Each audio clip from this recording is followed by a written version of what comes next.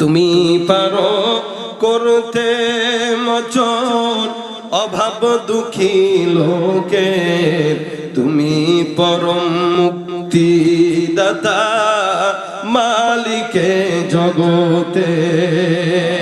চেহারাটা দেখতে ভালো, পোশাকটাও চমৎকার, অন্তরে তার কালি ভরা, কাজটা বড় কদাকার। চেহারাটা দেখতে ভালো, পোশাকটাও চমৎকার, অন্তরে তার কালি ভরা, কাজটা বড় কদাকার। এই মানুষের ভিড়ে আজি আসল মানুষ নাই রে নাই, এই মানুষের ভিড়ে আজি আসল মানুষ নাই রে নাই। মানুষ দেখতে চলো এবার জাদু ঘরে যাই সবাই, হায় রে সাধের দুনিয়ায় মানুষ পাওয়া বড় দায়। মানুষ দেখতে চলো এবার জাদু ঘরে যাই সবাই, ঠিক না বেটি? রাস্তা ঘাটে যায় না চলা এই মানুষের ভিড়ে, ওই ভিড়ের মাঝে আবার কেহ অন্যের পকেট মারে। আসে না নাই জোরে কান্না কেন? এখানেও থাকতে পারে না, পারে না? এটা কি নেক কাজ না বদ কাজ? রাস্তা ঘাটে যায় না চলা এই মানুষের ভিড়ে, ওই ভিড়ের মাঝে আবার কেহ অন্যের পকেট মারে। তাকেও যদি মানুষ বলো আমার বলার কিছুই নাই, তাকেও যদি মানুষ বলো আমার বলার কিছুই নাই। মানুষ দেখতে চলো এবার জাদু ঘরে যাই সবাই, হায় রে সাধের দুনিয়ায় মানুষ পাওয়া বড় দায়। মানুষ দেখতে চলো এবার জাদু ঘরে যাই সবাই, ঠিক না? এ মুসলমান, আজকে সমাজের ভিতরে সৎ কাজ করবে মানুষ দূরের কথা, বান্দা একজন আরেকজনের হক নষ্ট করে কুল পায় না, বান্দা একজন আরেকজনের সঙ্গে মিথ্যা কথা বলে কুল পায় না। এ মুসলমান, এই কারণে আল্লাহ পাক রব্বুল আলামিন বান্দাকে লোভ দেখায় সুন্দর করে সৎ কাজের প্রতি উদ্বুদ্ধ করেছেন। যে কোনো জিনিসের ব্যাপারে যদি পুরস্কারের ঘোষণা না করা হয়, বান্দারা সেটা করতে চায় না। কোন আল্লাহ পাক রব্বুল আলামিন এই কারণে প্রত্যেকটা নেকের বদলা বান্দার সামনে প্রকাশ করে দিলেন। বান্দা তুমি এই কাজটা করবা তাহলে ওইটা হবে, এই কাজটা করবা তাহলে ওইটা হবে। এভাবে আল্লাহ পাক রব্বুল আলামিন প্রত্যেকটা বান্দাকে আমলের জন্য উদ্বুদ্ধ করেছেন। রব্বুল আলামিন বলেন, মান আমিলা সালিহাম মিন যাকারিন আও উনসা ওয়া হুয়া মুমিন ফালানুহইয়ান্নাহু হায়াতান তাইয়্যিবা। কোন বান্দা অথবা বান্দি যদি নেক কাজ করে, কোন আল্লাহর মুমিন বান্দা, মুমিন শর্ত হওয়া লাগবে, কারণ বেঈমানরা হাজারো ভালো কাজ করার দ্বারাও তাদের কোনো ফায়দা নাই। কারণ যদিও 24 ঘন্টা মানুষের সেবা করে একজন মুশরিক, একজন ইহুদি নাসারা যদি 24টা ঘন্টা মানুষের খেদমত করে, সারা জিন্দেগি যদি মানুষের সেবা করে, বান্দার ওই সেবার বিনিময়ে আল্লাহ কখনোই তার জান্নাত দিবে না। কেন দিবে না? কারণ ইসলাম কবুল করাটা হলো সবচেয়ে বড় শর্ত। কোন বান্দা যদি নেক কাজ করার দ্বারা অথবা ভালো কোনো কাজ করার দ্বারা জান্নাত পাওয়া যাইত, আল্লাহ পাক রব্বুল আলামিনের পয়গম্বরের হাবিব মুহাম্মদুর রাসূলুল্লাহ সাল্লাল্লাহু আলাইহি ওয়াসাল্লামের চাচা আবু তালেব রাসূলকে সহযোগিতার কারণে জান্নাতি হয়ে যাইত। কিন্তু আবু তালেব পয়গম্বরকে এত সহযোগিতা করার পরেও আল্লাহর রাসূলের চাচা আবু তালেব জান্নাতি না জাহান্নামী? কেন জাহান্নামী বলে? 24টা ঘন্টা মুহাম্মদুর রাসূলুল্লাহকে এত সহযোগিতা করলো। আল্লাহ রাসূল সাল্লাল্লাহু আলাইহি ওয়াসাল্লাম সাকরাতুল মাউতের সময় আবু তালেবের কানে কানে এসে ডাক দেয়া বলে, চাচা আপনাকে আপনি একটু করে বলতেছি, আপনার জন্য আমি একটা অফার নিয়ে আসলাম। বলে, কি অফার? আবু তালেব ডাক দেয়া যখন বললেন, মুহাম্মদ তুমি অফারটা বলো। আল্লাহ রাসূল সাল্লাল্লাহু আলাইহি ওয়াসাল্লাম বলেন, চাচা আপনি একটা বারের জন্য আমার কানে কানে বলেন, লা ইলাহা ইল্লাল্লাহু মুহাম্মাদুর রাসূলুল্লাহ।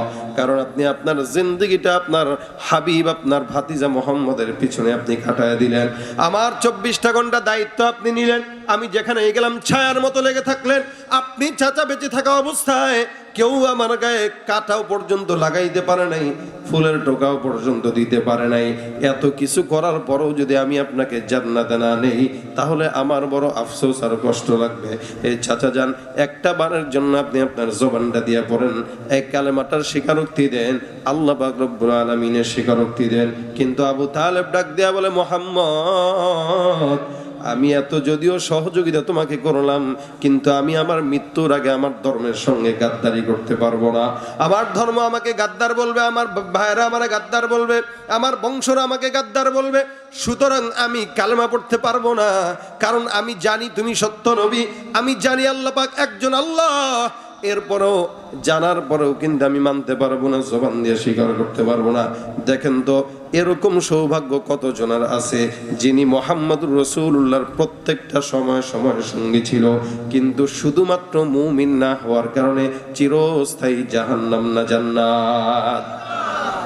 ভাইরা আমার, এই কারণে আল্লাহ পাক এই জায়গাটায় শর্ত দান করে দিলেন, প্রত্যেকটা মুমিন বান্দা, যারা বান্দা হোক অথবা বান্দি হোক, শর্ত হলো মুমিন হওয়া লাগবে। মানে আমিলা সালেহা, আল্লাহ পাক বলেন সে যদি সৎ কাজ করে আমি রব্বুল আলামিন তাকে কি করব? আল্লাহ পাক রব্বুল আলামিন বলেন ফালানুহিয়ান্নাহু হায়াতান তাইয়্যিবা, এই বান্দার জিন্দেগিকে আমি আল্লাহ পাক রব্বুল আলামিন নেক জিন্দেগি দান করব। বান্দা নেককার একটা জিন্দেগি পেয়ে যাবে যদি সে সৎ কাজ করে আমলে সালেহের সঙ্গে।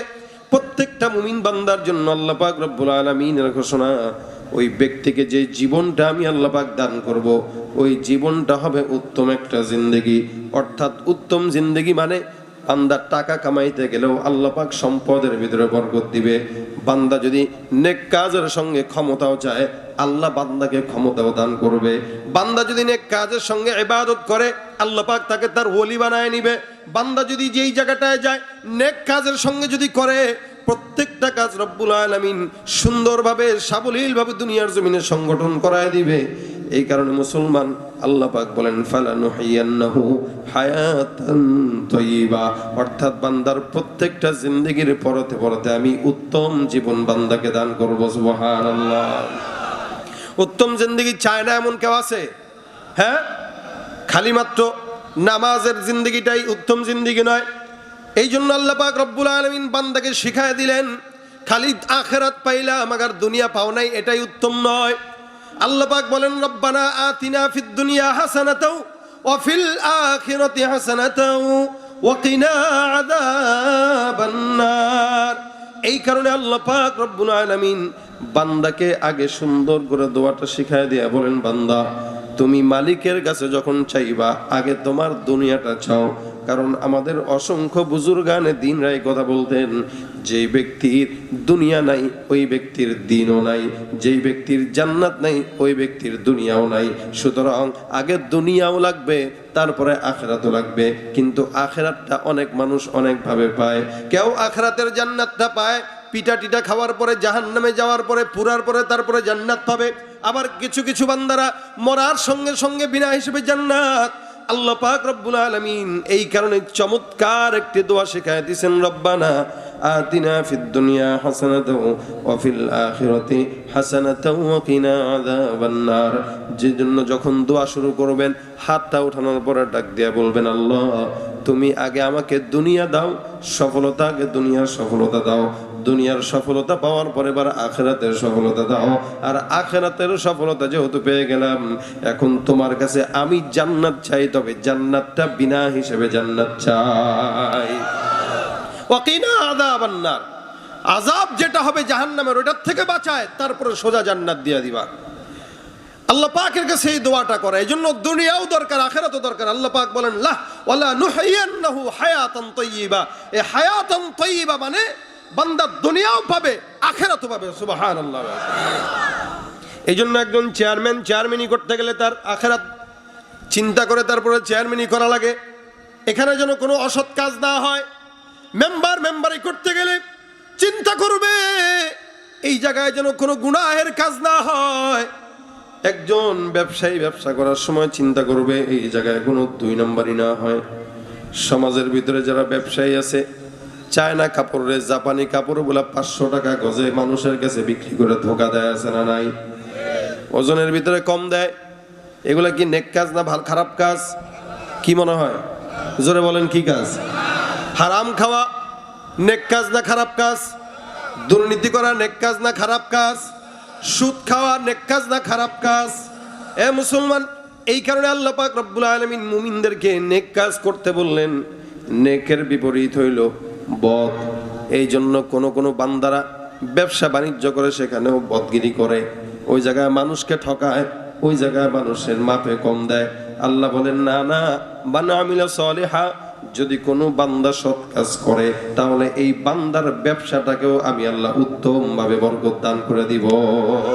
ওয়ালা নাহইয়ান্নাহু হায়াতান তাইয়্যিবা, এই হায়াতের ভিতরে মানুষের ব্যবসা জড়িত, হায়াতের ভিতরে মানুষের সম্পদ জড়িত, হায়াতের ভিতরে মানুষের সমস্ত কাজ জড়িত।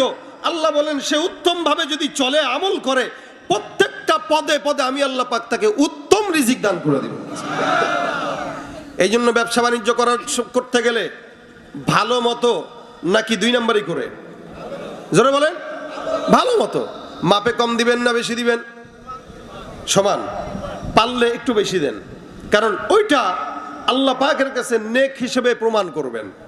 কিন্তু কম যেন না হয়, কারণ অনেক সময় মাপের সমান দিলেন কিন্তু হইতে পারে এখানে কোনো ঝামেলা ছিল দাড়ি পাল্লায়, তার কারণে একটু সে কম পেয়ে গেল, এই কারণে একটা বাড়ায় দিয়ে দেন। আমি অসংখ্য মানুষকে এরকম দেখেছি যারা 1 কেজি বরাবর মাপার পরে এবার আরো 2টা দিয়ে দেয় যে দিলাম বাড়ায়া। কেন? আমি জালেম হতে চাই না, মাজলুম হতে চাই। কারণ কি?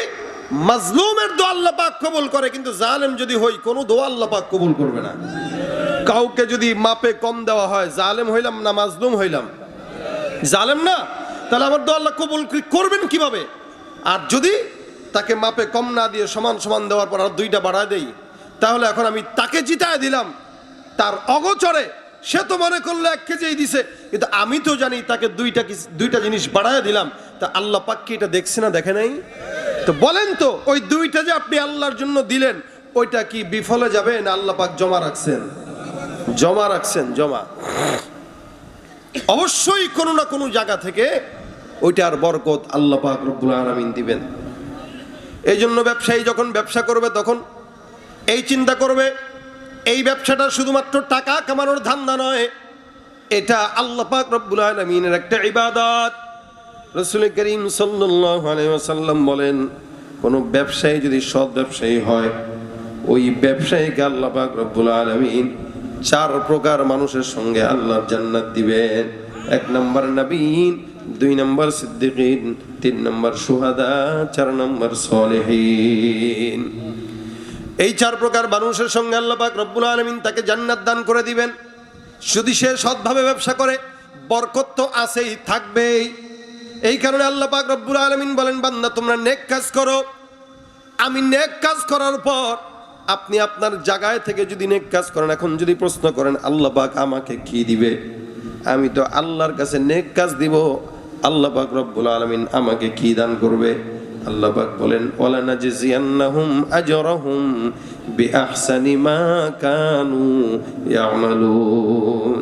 এই যে যত যাবতীয় নেক কাজ আপনারা করলেন অথবা করবেন, এই সমস্ত নেক কাজের বিনিময়ে আল্লাহ পাক রব্বুল আলামিন কিয়ামতের ময়দানে যখন আপনি বিপদে পড়বেন, এটার বিনিময়ে আল্লাহ পাক সকল বিপদগুলোকে দূর করে জান্নাত দান করে দিবেন। কি কাজের উসিলায়? বলেন কি কাজের? নেক কাজের উসিলায়। নেক কাজ করব না বদ কাজ করব? জোরে বলেন, নেক কাজ করব না বদ কাজ? যারা মানুষ হওয়ার পরে, মুসলমান হওয়ার পরেও বদ কাজ করে, তারা কি আসলে মানুষ না অমানুষ? চেহারা যদিও দেখা যায় সুন্দর, কিন্তু চেহারার সৌন্দর্যের কারণে মানুষের কোনো দাম নাই। প্যান্ট শার্ট টাই পরছে, দেখলে মনে হয় বিশাল বড় স্যার, অফিসার। আবার অনেকে আছে চেহারা সৌরভ ধরছে হুজুরের, কিন্তু হুজুরের কোনো আমলই তার ভিতরে নাই। অনেকে আছে পীর সাহেবের ভাব ধরে, কিন্তু আস্থা ভণ্ড একটা দুনিয়াতে আছে না? ভাইরা আমার খুব বুঝবেন, এই জন্য মানুষের চেহারার কারণে হয় না, মানুষের আখলাকের কারণে হয়, নেক কাজের কারণে হয়। আল্লাহ পাক রব্বুল আলামিনের হাবিবের চেহারা আর আবু জাহেল, এই 2 জনের চেহারা প্রায় কাছাকাছি ছিল, কারণ চাচা ভাতিজা। এরপরও আল্লাহ পাক রব্বুল আলামিন একজনকে দোজাহানের বাদশা বানাইছে, আরেকজন হলো কুলাঙ্গার। ঠিক কিনা জোরে বল? এই কারণে রব্বুল আলামিন বলেন, ইন্নাল্লাহা লা ইয়ানজুরু ইলা সুওয়ারিকুম ওয়া আমওয়ালিকুম ওয়ালাকিন ইয়ানজুরু ইলা কুলুবিকুম ওয়া আমালিকুম। নিশ্চয়ই আল্লাহ পাক রব্বুল আলামিন বান্দার চেহারার দিকে তাকায় না, নিশ্চয়ই আল্লাহ পাক সম্পদের দিকে তাকায় না, নিশ্চয়ই আল্লাহ পাক রব্বুল আলামিন বান্দার ক্ষমতার দিকে তাকায় না, আল্লাহ পাক রব্বুল আলামিনের কাছে একজন কোটিপতির এমবিবিএস ডাক্তার অথবা এমপি মন্ত্রীর চাইতেও একজন রিকশাওয়ালা ইমানদারের দাম বেশি, ঠিক কিনা? আল্লাহ পাক রব্বুল আলামিন বলে, বান্দা তো তারা, মানুষ তো তারা যাদের উপরের চামড়াটাও কালো, যাদের চেহারা সুন্দর না, যাদের কাছে কোনো সম্পদ নাই। রব্বুল আলামিন বলেন, আমি আল্লাহ পাক বান্দার সম্পদের দিকে না তাকাইলেও, বান্দার ক্ষমতার দিকেও তাকাই না। আমি আল্লাহ দেখি বান্দার কলবটার ভিতরে নেক কাজের গুরুত্ব আছে কিনা। যেই বান্দার কলবের ভিতরে নেক কাজের গুরুত্ব থাকবে, ওই বান্দার দাম আমি আল্লাহর কাছে সমস্ত বড়লোক কোটিপতির চাইতেও বেশি না কম। এই জন্য ভাইয়ের আল্লাহ পাক রব্বুল আলামিন ওই বলেন, নেক কাজের বিপরীতে আল্লাহ পাক বান্দাকে জান্নাত দান করে এবং প্রতিদান দেয়, বিপদ থেকে হেফাজত করে। আল্লাহ রাসূল সাল্লাল্লাহু আলাইহি ওয়াসাল্লাম হাদিস শরীফের ভিতরে বর্ণনা করেন, বহু আগের জামানার ঘটনা। হযরত আবু হুরায়রা রাদিয়াল্লাহু তাআলা আনহু থেকে বর্ণিত, উনি বলেন, আল্লাহ রাসূল সাল্লাল্লাহু আলাইহি ওয়াসাল্লাম একবার আমাদেরকে নসিহত করার জন্য বসলেন। পয়গম্বর সুন্দর করে একটা ঘটনা আমাদেরকে বর্ণনা করে শুনাইতেছিলেন। বলে, কেমন ঘটনা? দেখেন, আমরা নেক কাজ না করলেও আল্লাহ পাকের সামনে যে দাঁড়াইতে হবে, এই ভয়টা আছে না নাই? কিন্তু কিছু কিছু মানুষ আছে যাদের এই ভয়টাও নাই যে আল্লাহর সামনে একদিন দাঁড়াইতে হবে। যদি থাকতো এইভাবে গুনাহের কাজ করতো না। কন্টিনিউ গুনাহের কাজ করা, এটা কুফরের শামিল। সব সময় সর্বদা গুনাহের কাজ করা কিসের শামিল? কুফরের শামিল। কারণ আল্লাহ পাক তাও তার নাই। যারা এই ভয় রাখবে যে আল্লাহর সামনে দাঁড়াইতে হবে, এই ভয় যদি কারো দিলে থাকে, আল্লাহ পাক বলেন, আমি ওই বান্দার জন্য 2টা জান্নাতের ফয়সালা রাখবো, 2টা। শুধু এতটুকু ভয় যদি থাকে যে আল্লাহর সামনে আমাকে কি করা লাগবে? দাঁড়াইতে হবে। এই ভয় কি আমাদের আছে? টেনশন হয় তো ইনশাআল্লাহ। টেনশন যদি হয়, কোনো টেনশন নাই। আর আল্লাহর সামনে দাঁড়ানোর যদি ভয় থাকে, তাহলে আর অন্য কোনো টেনশন নাই। ইনশাআল্লাহ জান্নাত রেডি কয়টা? যদি রেডি কয়টা? এই জন্য আল্লাহ পাক বলেন, ওয়ালিমান খাফা মাকামা রাব্বিহি জান্নাতান। কোন বান্দা যখন নাকি আমি আল্লাহর সামনে দাঁড়ানোর ভয় তার দিলের ভিতরে থাকবে, আল্লাহ পাক রব্বুল আলামিন বলেন, ওই বান্দাটার জন্য একটা নয় 2টা জান্নাত রেডি রাখবো। এক একটা জান্নাতের পরিধি কেমন? আল্লাহ পাক রব্বুল আলামিন বলেন, হে মুসলমান, তোমরা যে জান্নাতের পিছনে দৌড়াও, এই জান্নাতের প্রশস্ততা হইল, আল্লাহ পাক বলেন, ওয়াসারিউ ইলা মাগফিরাতিম মির রাব্বিকুম ওয়া জান্নাতিন আরদুহাস সামাওয়াতি ওয়াল আরদ। আল্লাহ পাক রব্বুল আলামিন বলেন, যেই জান্নাতের পিছনে তোমরা দৌড়াইতেছো, এই জান্নাতের প্রশস্ততা হইল আসমান আর জমিনের সমান। রাসূল বলেন, আপনার থেকে আপনি একজন মুমিনকে আল্লাহ পাক সবচেয়ে ছোট্ট যেই জান্নাতটা দান করবেন, এই জান্নাতটাও রাসূল করিম সাল্লাল্লাহু আলাইহি ওয়াসাল্লাম বলেন কত বড় হবে জানেন? আপনাকে আমাকে আল্লাহ পাক রব্বুল আলামিন সবচাইতে ছোট জান্নাতের যেই জায়গাটা দিবেন, ওই জায়গাটাই হবে এমন দুনিয়া 10টা দুনিয়ার সমান জান্নাত। সুবহানাল্লাহ। জান্নাত চির সুখের ঘর, জান্নাত চির সুখের ঘর, ও গো জানতে যদি তুমি, মায়া ঘেরা রঙিন পৃথিবী নয় তো সুখের খনি। জান্নাত পাওয়ার সহজ পথে তো শহীদি মরণ, জান্নাত পাওয়ার সহজ পথে তো শহীদি মরণ। শহীদ হলে খোদার রাহে, শহীদ হলে খোদার রাহে, তবে জান্নাত পাবে তুমি, মায়া ঘেরা রঙিন পৃথিবী নয় তো সুখের খনি। সুবহানাল্লাহ। জান্নাত দেনওয়ালা কে? ভাইরা আমার, দেখেন, এতটুকুন ভয় যদি থাকে, আল্লাহ পাক বলেন, ওয়ালিমান খাফা মাকামা রাব্বিহি জান্নাতান। এই যে আল্লাহ পাকের ভয় যদি বান্দার থাকে যে মালিকের সামনে দাঁড়ানো লাগবে, ওই বান্দা কোনোদিন ঘুষ খাইতে পারবে না, ওই বান্দা কোনোদিন দুর্নীতি করতে পারবে না, ওই বান্দা জনগণের মাল চুরি করতে পারবে না, ঠিক কিনা? আজকে নেককার কারা বদকার কারা তাদের চেহারা দেখলেই প্রকাশ পায়, ঠিক কিনা? জোরে বল। নেককারদের চেহারা দেখলে কি বুঝবেন? সীমাহুম ফি বুজুহিহিম মিন আসারিস সুজুদ। এদের চেহারা দেখলেই বোঝা যায় এদের কপালটা আল্লাহর সিজদায় অবনত থাকে। সুবহানাল্লাহ। আল্লাহ পাক নেককারদের পরিচয় বর্ণনা করেছেন, তাদের কপালের দিকে তাকাইলে সিজদার আলামত পাওয়া যায়। বর্তমান মুসলমানের চেহারার দিকে তাকাইলে দুর্নীতির আলামত পাওয়া যায়। বর্তমান মুসলমানের চেহারার দিকে তাকাইলে ঘুষ আর সুদের আলামত পাওয়া যায়, ঠিক কিনা? ঘুষ খাইতে খাইতে চেহারা একদম কুকুরের মতো, শুকুরের মতো বানায় ফেলছে। না খাইলে পেটের ভাত হজম হয় না। যে যত বেশি ঘুষখোর তার সম্মানও তত বেশি দুনিয়াতে, এরকম একটা অবস্থা হয়ে গেছে। আবার বলে ওইটা বাদ দেবেটা দরবেশি। দুনিয়াতে থাকতে বাংলাদেশে ভালো মানুষের ভাত নাই, এগুলো বলে আকাম করে আর দলিল দেয় কি বাংলাদেশে ভালো মানুষের ভাত নাই। কে কয় ভালো মানুষের ভাত নাই? ভালো মানুষের জন্য আল্লাহ পাক পোলাও আর মান্না সালাও অপেক্ষা রাখে। আর যেগুলো দুর্নীতিবাজ, ঘুষখোর, সুদখোর, এদের জন্য আল্লাহ পাক পচা জিনিস রাখে, যেটা সে ভালো মনে করে খায়। এরা বুঝাও না যে এরা কোন জিনিস খাইতেছে। হারাম খাইতে খাইতে পেটটাকে জাহান্নামের আগুন বানায় রাখছে, কিন্তু হুঁশ নাই। আবার এরাই সমাজে নিজেদেরকে বড় বড় শিক্ষিত পণ্ডিত বলে দাবি করে। শিক্ষা থাকবে, কিন্তু শিক্ষা থাকলেই মানুষকে মানুষ বলা যায় না। এই জন্য শিক্ষা যেটার সাথে কোরআনের শিক্ষা মিশে যায় আর ওই শিক্ষার সাথে আমল মিশে যায়, ওকে বলা চলে মানুষের মতো মানুষ, ঠিক কিনা? জোরে বল। ওরা হলো দেশের লাগি মহামারীর মতন, ফাইলে কলম ঠেকাইয়া চালায় তারা নির্যাতন। আছে না নাই? ওরা হলো দেশের লাগি মহামারীর মতন, ফাইলে কলম ঠেকাইয়া চালায় তারা নির্যাতন। ঘুষের টাকায় ওদের ভুরি, ঘুষের টাকায় ওদের ভুরি, করে যে টান টান। ওরা শিক্ষিত শয়তান, ওরা কি? ওরা শিক্ষিত শয়তান, ওরা শিক্ষিত শয়তান। পীরগিরি আর মাজার পূজা চলছে দেশটা জুড়িয়া, শিরকি আর ভণ্ডামিতে দেশটা গেছে ভরিয়া। গাজার কলকি টান মারিয়া, গাজার কলকি টান মারিয়া দেখায় খাজার শান। ওরা শিক্ষিত শয়তান, ওরা শিক্ষিত শয়তান, ওরা শিক্ষিত শয়তান, ওরা শিক্ষিত শয়তান। ঠিক না বেঠিক? শিক্ষাঙ্গনের দিকে ভাইরে দেখো না চোখ মেলিয়া, ছাত্ররা সব বই ছাড়িয়া আছে শুধু প্রেম লইয়া।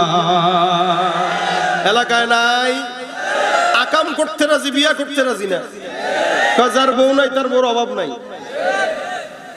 এখন যে কোনো জায়গায় যদি দেখেন এদেরকে, কাজী ডেকে বিয়া পড়ায় দিবেন। বাপ মা আমার সন্তান ছোট, বিয়ে বুঝবে কি? যেই পোলা পিরিত বুঝে গাছের নিচে বসা, ওটা বিয়েও বুঝবে। এজন্য বিয়ে দিয়ে দেন সময় মতো, জেনা ব্যভিচার থেকে সমাজ হেফাজত থাকবে। শুধু তাই নয়, বিয়ে যত সময় মতো দিবেন, বিয়ে যত তাড়াতাড়ি দিবেন, আল্লাহ পাক রিজিকের ফায়সালাও করবে তাড়াতাড়ি। আমাদের দেশের মানুষেরা বিয়ে করে 30-35 বছর পার হওয়ার পরে, এরপরে বিয়ে যেটা করছে ওইটার বয়স মনে করেন 32, 34, 35। এখন বিয়ে শাদী করার পরে এবার অপেক্ষা করে হানিমুন করবে। তো 5-7 বছর খালি হানিমুনের জন্যই যায়। বয়স হয়ে গেছে এবার 40 পার, সন্তান নেয় না। দূর নিমুনে, সন্তান নিলে তো শেষ, মজা নাই। এতদিন সন্তান নেয় না, যখন 40 বছর পার হয়ে গেছে এখন চিন্তা করছে না, এখন বাপ হওয়া দরকার। এখন মনে করছে অর্ডার দিলেই মনে আল্লাহ তাআলা সন্তান দিয়ে দিবে। এখন এত চেষ্টা করে, সন্তান আর হয় না। যেই সন্তান আর হয় না, তখন কি আর করবে? খালি কিছুদিন পর পর আজমির শরীফের দরবারে দৌড়ায়, অথবা খাজা বাবার দরবারে দৌড়ায়। বাবার দরবারে যায়, বলে বাবা গো, বিয়ে তো করলাম এত বছর, সন্তান তো হয় না। বাবাও তো সেই কোয়ালিটিরই বাবা। বাবা কয়, আচ্ছা বিবি যারা আমাদের কাছে 1-2 দিন রেখে যাও, সুমন্তার সু কালা কুত্তার সন্তান হয়ে যাবে। কি ভণ্ড না ভালো? এজন্য সন্তান নেওয়ার জন্য আগে বিয়ে করা দরকার, বিয়ের সাথে সাথে সন্তান নেওয়ার ট্রাই করা দরকার। হানিমুন যা করবেন, যারা ওলামা একরাম আছে, ইমানদার আছে, এরা বিয়ে করার পরে এরা কি বউরে নিয়ে মজা করে না, নাকি সে একাই করে? সে একা করে না, সে 10 জন নিয়ে করে। আর ওলামা একরাম ইমানদাররা নিজেরা একা করে। কারণ সে তার বউরে যখন দেখায়, সমস্ত রাস্তাঘাটের মানুষকে দেখায়, মুচিও তার বউর দিকে যেই নজরে তাকায়, সেও গভীর রাতে তার বউর দিকে একই নজরে তাকায়। পার্থক্য রইল কোথায়? রিক্সাওয়ালা তাকায় সে ভালো, এবার হইল সে এলাকার চেয়ারম্যান, তার একটা বউ সম্মান আছে না আলাদা, তার বউরে মুচি দেখা ওরকম করে না, বউ সেই ভাই সেই। কিন্তু আলহামদুলিল্লাহ ইমানদারদের বউরে থেকে ওইটা বলতেও পারে না, দেখতেও পারে না। এই জন্য আমরা আমাদের বউদেরকে নিয়ে মজা করি একা, তোমার বউরে নিয়ে তুমি একা মজা করো না, আরো 10 জন নিয়ে মজা করো। খারাপ কাজ না ভালো কাজ? এরপরে আমাদের এহসাস নাই। আর বিয়ে করার কথা বললে আরো উল্টা পাল্টা কথা, কি না খাওয়াবে কি, নিজের পায়ে দাঁড়াতে শিখে নাই। তা নিজের পায়ে দাঁড়াতে শিখে নাই, দাঁড়ায় কার পায়ে? বান্দরের পায়ে দাঁড়ায়?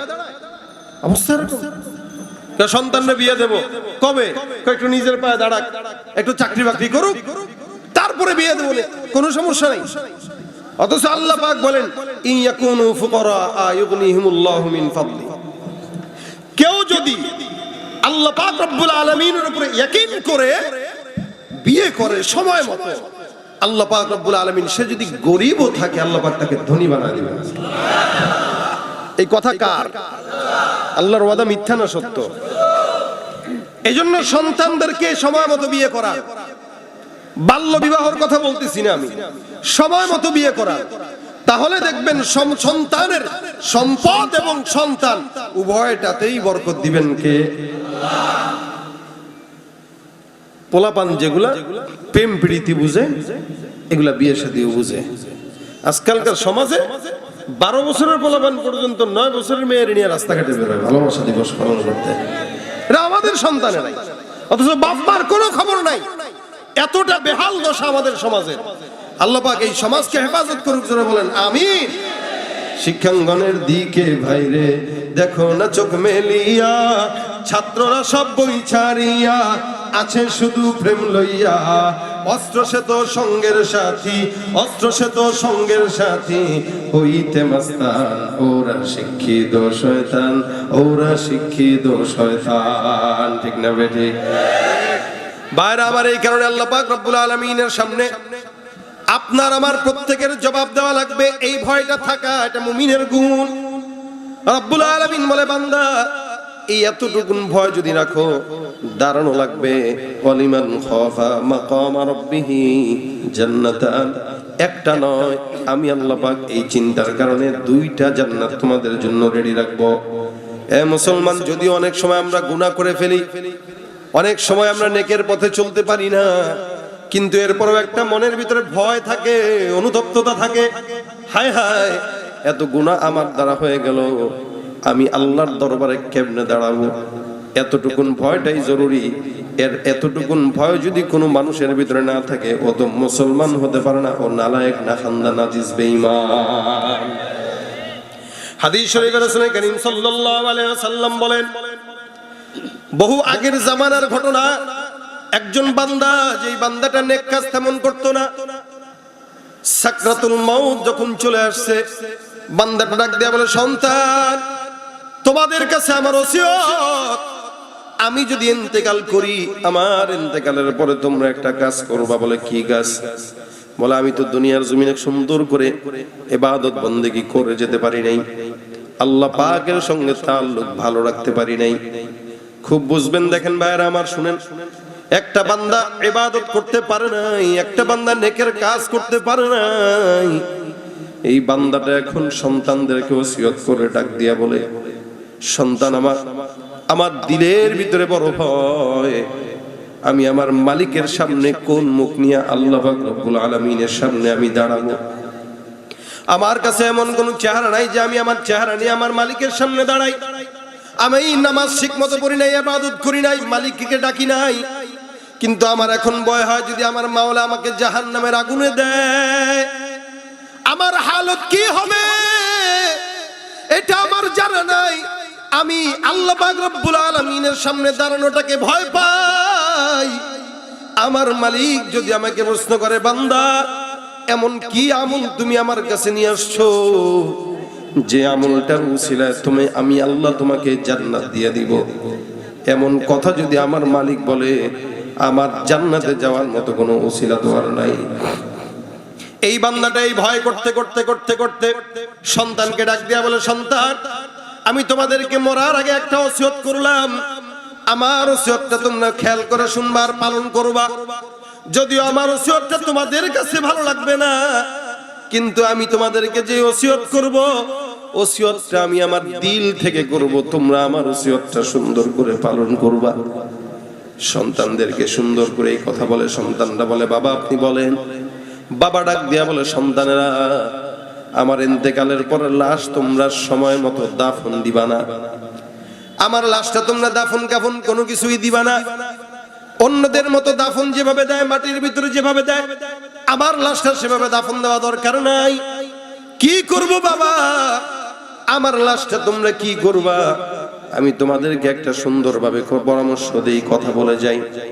তোমাদের কাজ হলো, আমি যখন ইন্তেকাল করব, আমার ইন্তেকালের পরে তোমরা লাশটা দাফন না দিয়া একটা কাজ করবা, বিশাল বড় মাঠের ভিতরে নিয়ে যাবা। যাওয়ার পরে লাকড়ি ধরাইবা, আগুন ধরাইবা, এমন লাকড়ি দিবা যে লাকড়িতে আগুন বেশি জ্বলে, এমন তেল দিয়ে দিবা যেই তেলে অতি দ্রুত আগুন ধরে যায়, আগুনটা যেন দাও দাও করে জ্বলে, এমন একটা আগুন দিবা, এমন লাকড়ি দিবা। আর আমার ইন্তেকালের পরে সাথে সাথে আমার লাশটা দাফন না দিয়া তোমরা ওই আগুনের ভিতরে জ্বালায় দিবা। সন্তানরা ডাক দিয়া বলে, বাবা এটা কেমনে সম্ভব? একটা সন্তান হয়ে বাবার লাশটা নিজের চোখের সামনে আগুন দিয়ে পোড়ানো সম্ভব নয়। বাবা ডাক দিয়া বলতেছে, এটা আমার ওসিয়ত, তোমাদের জন্য মানা জরুরি। আমি তোমাদেরকে ওয়াদাবদ্ধ করাইলাম, আমার লাশটা তোমরা জানাজা না দিয়া, দাফন না দিয়া, সুন্দর করে আগুন দিয়া জ্বালা ছাই করে ফেলবা। খুব খেয়াল করবা, একটা বালু, একটা কণাও যেন, একটা হাড্ডি যেন বাদ না পড়ে। আমার প্রত্যেকটা হাড় যেন একদম ছাই ছাই হয়ে যায়।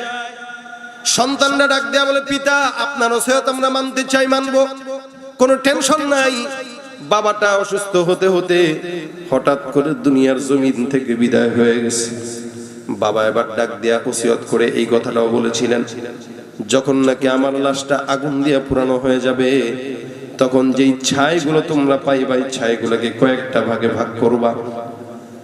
এই ছাইগুলোকে প্রথমে তোমরা বালুর সঙ্গে, মাটির সঙ্গে মিশায় দিবা, তারপরে ছাইগুলোকে নদী সমুদ্রের সঙ্গে ভাসায় দিবা, তারপরে ছাইগুলোকে বাতাসের সঙ্গে মিলায় দিবা। সন্তানটা ডাক দিয়া বলে, বাবা এই কাজ করার দ্বারা আপনার জন্য কি ফায়দা? বাবা ডাক দিয়া বলে, এ সন্তান, আমি তো দুনিয়ার জিন্দেগিতে নেক কাজ করতে পারি নাই, আমি তো দুনিয়ার জিন্দেগিতে আল্লাহ পাক রব্বুল আলামিনের ইবাদত করতে পারি নাই। আমি আমার মাওলার সামনে যখন দাঁড়াবো, জাহান্নাম ছাড়া কোনো আমার উপায় নাই। আমার মনে মনে একটা ধারণা, আমি যদি আমার সমস্ত শরীরটাকে জ্বালায় পোড়ায় ছাইগুলো বাতাসের সঙ্গে ভাসায় দেই, আমার মাওলা হয়তো আমার লাশটা আর পুনরুত্থান করতে পারবে না। আমি আমার মাওলা পাকের আযাব থেকে নিজেকে হেফাজত করতে পারবো। সন্তানরা যখন বাবা মারা গেল, বাবার ইন্তেকালের পর সমস্ত সন্তানরা মিলে বাবার ওসিয়ত অনুযায়ী সুন্দর করে লাশটা দাফন না দিয়া আগুন দিয়ে পোড়ায় দিল। পোড়ায় দেওয়ার পর এবার কিছু অংশ বাতাসের সঙ্গে, কিছু অংশ মাটির সঙ্গে, আর কিছু অংশ পানির সঙ্গে মিলায় দেয়। কিন্তু আমার মাওলা এমন একজন আল্লাহ পাক রব্বুল আলামিন বলেন, এ বান্দা, মিনহা খালাকনাকুম ওয়া ফিহা নুঈদুকুম ওয়া মিনহা নুখরিজুকুম তারাতান উখরা। তোমরা এটা মনে করো না তোমাদেরকে আমি আল্লাহ যেখান থেকেই বের করলাম, আবার দ্বিতীয়বার তোমাদেরকে সেখান থেকে উঠাইবো। আল্লাহ পাক রব্বুল আলামিন যদি চান, পারেন না এমন কোনো কিছু আছে নাকি বলেন তো? এই জন্য মালিক বলেন, ইন্নামা আমরুহু ইযা আরাদা শাইআন আন ইয়াকুলা লাহু কুন ফায়াকুন। আমার মালিক যদি কোনো কিছু চায়, আল্লাহ পাক রব্বুল আলামিনের সময় দরকার হয় না। মালিক খালি বলে একবার হও, আল্লাহর এই হও ইচ্ছা হওয়ার সাথে সাথে সঙ্গে সঙ্গে সমস্ত কিছু হয়ে যায়। সব বিপদ থেকে হেফাজত করেনওয়ালা কে? বান্দা যখন এই ওসিয়ত করে গেল, সন্তানরা এখন বাবার লাশটা আগুন দিয়া পুড়ে জায়গায় জায়গায় ছড়ায় দেয়। আল্লাহ পাক রব্বুল আলামিন এবার ওই বান্দার সমস্ত বিচার হিসাব নিকাশ যখন নিবে, আল্লাহ পাক রব্বুল আলামিন বান্দার লাশের ধোঁয়াগুলো যেখানে যেখানে মিশে আছে এটা আল্লাহর জানা না অজানা?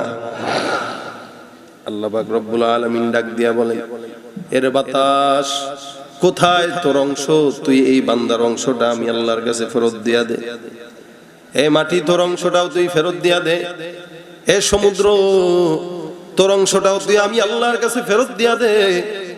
তিনটা অংশ যখন রব্বুল আলামিন একত্রিত করে বান্দাকে ডাক দিলেন, বান্দা এবার মালিকের সামনে দাঁড়ায় মাথাটা নিচু করে আছে।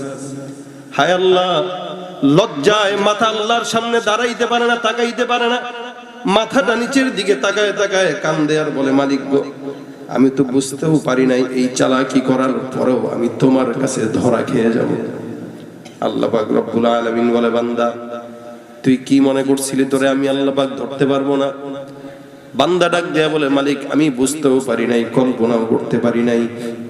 আমি তো ভাবলাম আমার ইন্তেকালের পর আমার লাশটাকে যদি আগুন দিয়া পুরানো হয়, আমার লাশের ধুলাবালি যদি এক একটা এক এক জায়গায় লাগানো হয়, আমার লাশের ধুলাবালিগুলি সবগুলো যদি প্রত্যেকটা জায়গায় ছড়ায় দেওয়া হয়, হে মালিক আমি মনে করছি তুমি আমাকে ধরতে পারবে না।